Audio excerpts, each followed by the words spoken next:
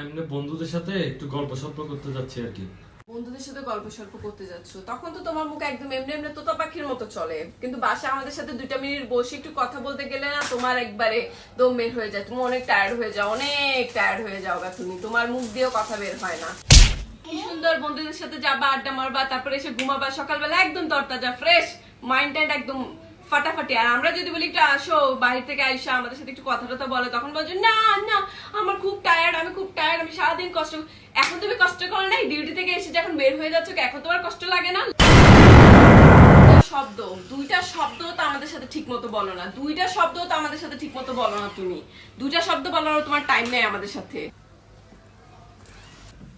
বলো কি 2টা শব্দ বলো শুনি, আজকে তোমার সব কথা শুনবো মনোযোগ সহকারে। আমি বসে এলাম, তুমি বলো। যাবা না। হ্যাঁ যাবা না, 2টা শব্দ।